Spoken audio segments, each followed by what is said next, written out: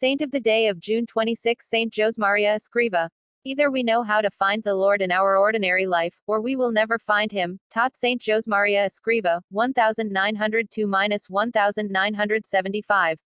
The founder of Opus Dei, Work of God, had the merit of remembering that all men are called to holiness, which can be achieved first of all through the sanctification of daily work. The second son of 6 children, he was born in Barbastro, in northern Spain, to a textile merchant and a housewife, who gave him a solid Christian education. Josemaria was able to face the sorrows of his childhood, during which he saw 3 sisters die in rapid succession, and his father lose his job. Between the ages of 15 and 16, after observing the footprints left on the snow by a barefoot Carmelite, others make many sacrifices for God and neighbor, and I won't be able to offer him anything.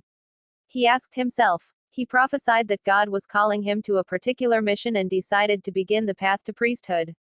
He was ordained at the age of 23, but 3 more years passed before the divine plan for him was clear. On October 2, 1928, following a mystical inspiration, Opus Dei was born.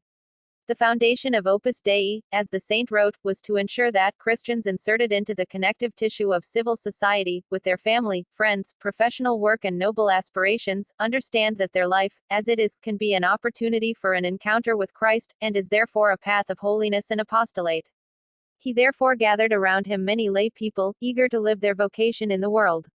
In 1930 he founded the female branch. With the outbreak of the Spanish Civil War, 1936–1939, the anarchist Communist Front, in hatred of the faith, killed about 6,800 Catholics, including religious and lay people. Josemaria was forced first to exercise the priestly ministry clandestinely and then to leave Madrid with false documents. After the conflict ended, he was able to resume the expansion of his institute, whose symbol is a cross inscribed on a globe, a sign that the light of Christ must be carried everywhere. The cross must also be raised in the guts of the world. Jesus wants to be lifted up there, in the clatter of factories and workshops, in the silence of libraries, in the commotion of streets, in the quiet of fields, in the intimacy of families, in assemblies, in stadiums. Wherever a Christian can spend his life honestly, he must place with his love the cross of Christ, who attracts all things to himself. The symbol of Opus Dei was suggested to him by a vision he had on 14 February 1943, while celebrating Mass. It made him realize the solution he had long sought for priests willing to live the spirit of his institute.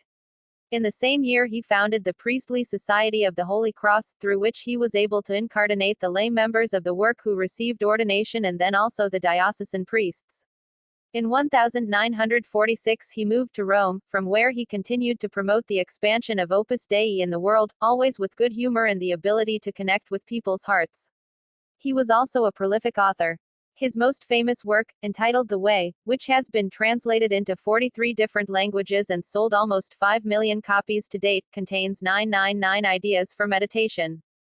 These suggestions are divided into chapters ranging from character to supernatural life, from the love of God to the Virgin and to perseverance. He wrote in the prologue, "Read this advice slowly. Meditate calmly on these considerations. They are things that I whisper in your ear, in the confidence of a friend, a brother, a father. And God listens to these confidences.